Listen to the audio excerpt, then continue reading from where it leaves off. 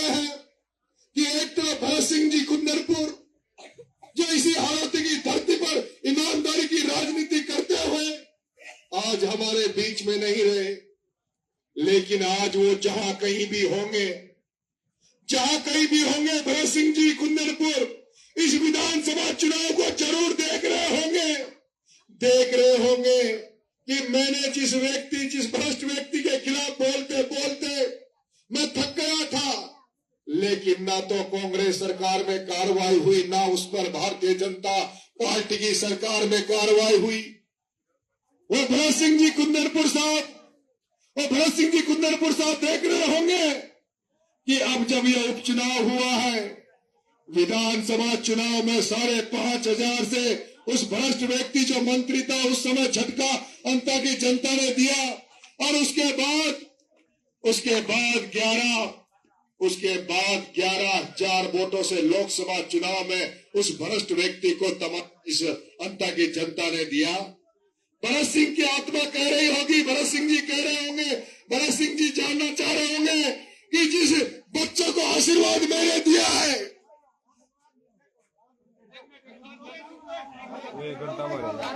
एक बार इनको ऊपर भेज दो, ऊपर आ जाओ। आप नहीं, आने दो, ऊपर आ जाओ। आज दिन में 5 दिन में गए फ्यूज उठे छे, अब पूरी रात लाइट ना हो, ये कुछ जिम्मेदार कौन छे? अब और पूरे गांव की लाइट आ रही है, मां की लाइट ना आ रही नहीं, ये कुछ जिम्मेदार कौन छे? मां जाके आम आदमी, ये कुछ जिम्मेदार बताओ नहीं तो। ये एक मिनट चुप हो जाओ, साइलेंट रहो, एक मिनट। ये क्या नाम है? परमानंद कोहली की आत्मा बोल रही है, परमानंद कोहली का दुख बोल रहा है। परमानंद कोहली वही बात बोल रहा है जो नरेश मीणा सड़कों पे चिल्ला के बोल रहा है। लेकिन प्रमोद कोहली, अब सुन ले मेरी बात, अब सुन ले, तेरी सुन ली, अब सुन मेरी बात।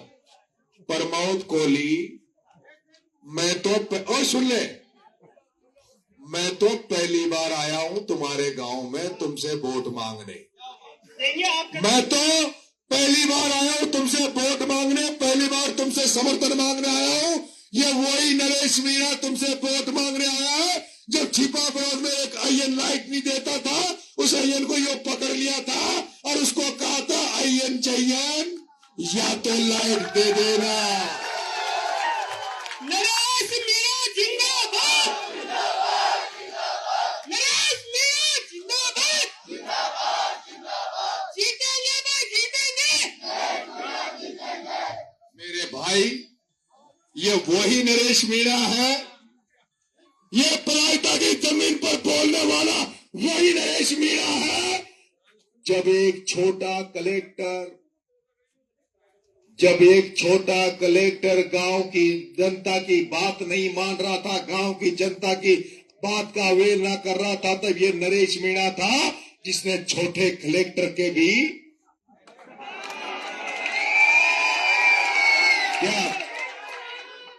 क्या उसकी आवाज, क्या उस सम्रावतार की आवाज, उस एसडीएम की आवाज तुम तक नहीं पहुंची क्या? कैसा नेता चाहिए जब कोई व्यक्ति, सुनो बाबा, सुनो मेरी बात, सुन लो मेरी बात।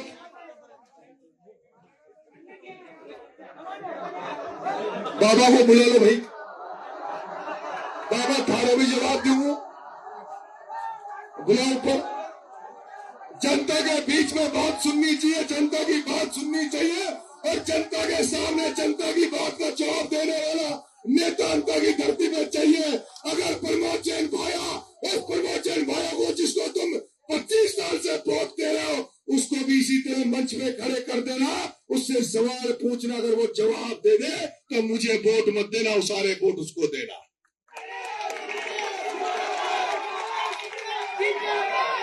जिसे मेरी बात सुनो, मैं तो पहली बार वोट मांगने, समर्थन मांगने आया हूं। तुम्हें मेरे से सवाल करने का अभी अधिकार नहीं है। मैं कह रहा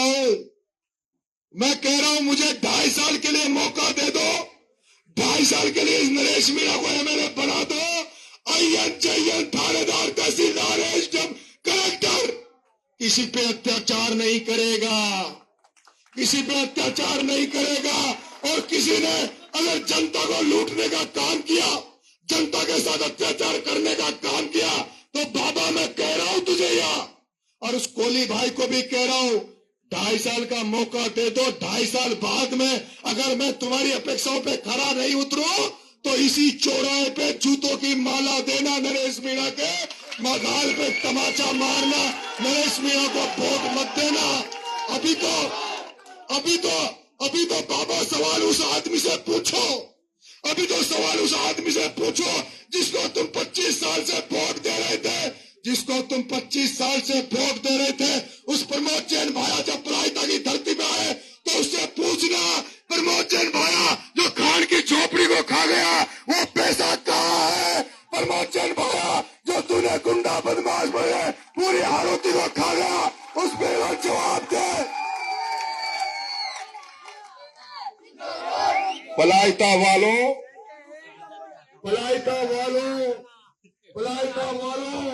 तुम्हारे सामने कह रहा हूं, एक तरफ प्रमोद जैन भाया को खड़ा कर देना और दूसरी तरफ नरेश मीणा को खड़ा कर देना और तीसरी तरफ मोहरपाल सुमन को खड़ा कर देना। मैं कह रहा हूं, मोहरपाल सुमन के लिए तो मैं इसलिए नहीं बोलता, वो भी पहला चुनाव लड़ रहा है, वो तो गाय है गाय, पर मोहरपाल सुमन तो गाय है, बेचारा है, टिकट दे दिया, किसान का बेटा है। लेकिन इस हारोती में जिस दबंगता की जरूरत है, जिस लड़ाके की जरूरत है, जो भ्रष्टाचार के खिलाफ लड़ सके, जो थानेदार का इलाज करे, तहसीलदार का इलाज करे, तो नरेश मीणा को वोट देना। मोहरपाल सुमन उन अतीताइयों का, उन राक्षसों का मुकाबला नहीं कर सकता। मैं आपसे कह रहा हूं, एक मंच पर प्रमोद जैन भाया का लगा लेना और दूसरा मंच नरेश मीणा खड़ा हो जाएगा। उस दिन पता लग जाएगा कि प्रमोद जैन भाया कौन है, नरेश मीणा कौन है। प्रमोद जैन भाया, तूने 25 साल तक इस अंता की जनता से वोट लेकर इस अंता की जनता का खून चूसने का काम किया है, और नरेश मीणा की भी 25 साल की राजनीति है। 25 साल तक नरेश मीणा ने ऐसी राजनीति की जो जनता की राजनीति की। जनता के खातिर 14 बार नरेश मीणा जेल गया, जनता के खातिर जब 32 मुकदमे नरेश मीणा ने झेले, कई बार पुलिस की लाठियां इस पीठ पे टूट गई, कई बार शरीर को काला कर दिया, लेकिन मैंने तो जनता के लिए जेल जाने से नहीं डरा, जनता के लिए मुकदमे खाने से नहीं लड़ा। ये वो नरेश मीणा है जिसने पिपलोदी में बच्चे मर गए थे, उन बच्चों को न्याय दिलाने के लिए, उन गरीब बच्चों के माँ बाप को न्याय दिलाने के लिए ये वही नरेश मीणा था जो 40 दिन जेल में रहने के बाद भी वसुंधरा से नहीं डरा। ये वही नरेश मीणा है जो उन बच्चों को न्याय दिलाने के लिए 40 दिन जेल में रहने के बाद भी 15 दिन तक अन्न को त्याग कर, भूख हड़ताल कर कर उन बच्चों के परिजनों को 1 करोड़ रुपए दे के आया। ये वो नरेश मीणा है।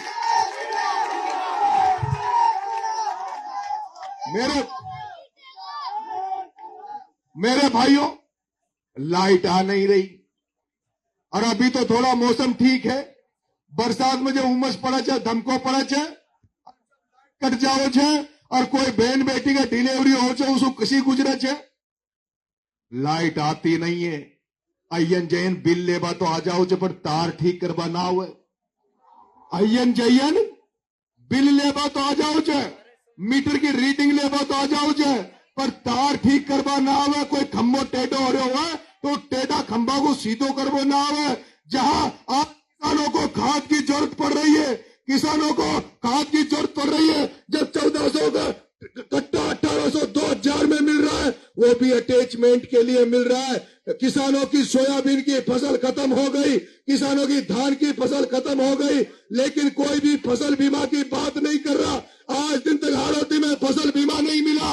एक बार फसल बीमा मिला तब मिला जब नरेश मीणा ने कलेक्टर को घेर के एसपी को ट्रैक्टर में खड़ा कर दिया था और कह दिया था कि नरेश मीणा तभी कलेक्टर से जाएगा जब किसानों को फसल बीमा मिल जाएगा। ये वही नरेश मीणा है, ये वही नरेश मीणा है। जब नरेश मीणा ने कलेक्ट्री को घेरा तो 81 करोड़ रुपए क्या फसल बीमा किसानों को मिला था। आज जनता में बस स्टैंड नहीं है, मांग रोड से लेके आपकी 12 तक सड़क खुद ही पड़ी है। ये मंत्री रह गए, सब कुछ रह गए, लेकिन फिर भी अंता की जनता की समस्या खत्म नहीं हुई। मैं तो केवल तुमसे मांग क्या रहा हूं, मैं तुमसे क्या मांग रहा हूं, जिसको तुमने 25 साल दिए, मैं तो तुमसे 2.5 साल मांग रहा हूं, मात्र 2.5 साल। वो भी 2.5 साल ऐसे जो बीजेपी के लोग यहाँ बैठे हैं, जो मेरी बात सुन रहे हैं, जो कांग्रेस के लोग यहाँ मौजूद हैं, क्योंकि अभी तक तो यहाँ बीजेपी कांग्रेस को वोट देते हैं, इसलिए आधे लोग बीजेपी आधे कांग्रेस से जुड़े हुए हैं। मैं आपसे कहना चाहता हूं कि ना तो ये मोरपाल के हार जाने से भजनलाल जी की सरकार नहीं गिरेगी, ना तो मोरपाल जी के हार जाने से भजनलाल की सरकार नहीं गिरेगी, और ना प्रमोद जैन भाया के जीतने से कांग्रेस की सरकार नहीं बढ़ेगी। लेकिन अगर नरेश मीणा को जिता दिया, तो नरेश मीणा तुम्हारे अधिकारों के लिए, हकों के लिए, तुम्हारे फसल बीमा को लेकर, तुम्हारी बिजली की समस्या को लेकर, तुम्हारी तमाम समस्याओं को लेकर तुम्हारे साथ मिलकर अंता की धरती पे, अंता की सड़कों पे भी लड़ेगा और विधानसभा में भी लड़ेगा। और विधानसभा में नरेश मीणा जब जाएगा तो आप अंता ही नहीं, पूरा राजस्थान नरेश मीणा को सुनेगा। पूरा राजस्थान नरेश मीणा को सुनेगा। जब वहां मैं किसानों की आवाज उठाऊंगा, मजदूरों की आवाज उठाऊंगा, पूरा राजस्थान सुनेगा। और मेरे प्लाइतावासियों, हिंदुस्तान के किसी भी कोने में चले जाओ, कोई तुमसे पूछेगा तुम्हारा एमएलए कौन रहा, मंत्री कौन रहा, तो तुम में हिम्मत नहीं होगी प्रमोद जैन भाया का नाम लेने की। क्यों नहीं होगी? क्योंकि अगर तुमने कह दिया हम प्रमोद जैन भाया के इलाके के हैं, तो सामने वाला कहेगा वही तो नहीं है प्रमोद जैन भाया जिसके नारे लगते हैं, खाया रे खाया, खूब खाया, पाटा खाया, रेत खाई, वही भ्रष्ट मंत्री के इलाके के तो नहीं हो। लेकिन दूसरी तरफ प्रमोद जैन भाया को तो न्याय जानता होगा, 200 एमएलए थे राजस्थान में, 200 में था 5-7 एमएलए का नाम जानता होगा। लेकिन तुम्हारे 12 में पैदा हुए इस नरेश मीणा को पूरा राजस्थान जानता है। किसी भी कोने में जाकर कह दोगे कि नरेश मीणा के इलाके के हैं, नरेश मीणा के वोटर हैं, तो तुम्हें कहीं भी अपमान सहन नहीं होगा, तुम्हें मान मिलेगा, सम्मान मिलेगा। ये मैं कह के जा रहा हूं। एक बार 2.5 साल के लिए मौका दे देना। भाई साहब गौतम जी, वैसे ऊपर आओ। भाई साहब गौतम जी हैं, और भाई साहब ने मुझे 2 दिन पहले आशीर्वाद दे दिया था कि चिंता करने की जरूरत नहीं है, पलायता को हम लोग संभालेंगे। मारा गोड़ा तो देखो नेता बेता तो छे न कोई, मारा गोड़ा तो जनता ही छे। गौतम साहब छे, आप लोग छे, एक मुख्तार साहब छे, डीजे मुख्तार साहब ये एरिया, और मारा ये युवा साथी छे। मारा पास तो कोई ना, मुझे तो जनता के ढोक दे रही छू, जनता का पेरन में पड़ रही छू, और मैं लाग रही हूँ कि जनता ही बार इस चुनाव में मैं कामयाबी देगा, मदद करेगा। हाथ खड़े करके बताओ मेरी मदद करोगे? अगर आप सब लोगों ने चाह लिया तो कोई हराने वाला नहीं है। बहुत बहुत धन्यवाद। अब मेरा ये निवेदन है, आज हम अचानक आए थे। गौतम साहब ने पूछ लिया गुड्डा साहब कब आऊंगा। गौतम साहब, मुख्तार साहब, सारे युवा साथियों, सारे आप संडे के दिन एक दिन तय कर लो, एक सभा को, उसमें अतुल जी प्रधान साहब को भी बुला लेंगे संडे के दिन, और गुड्डा साहब को भी बुला लेंगे, और भी आपके यहां से जो बोलना चाहेंगे उनको भी।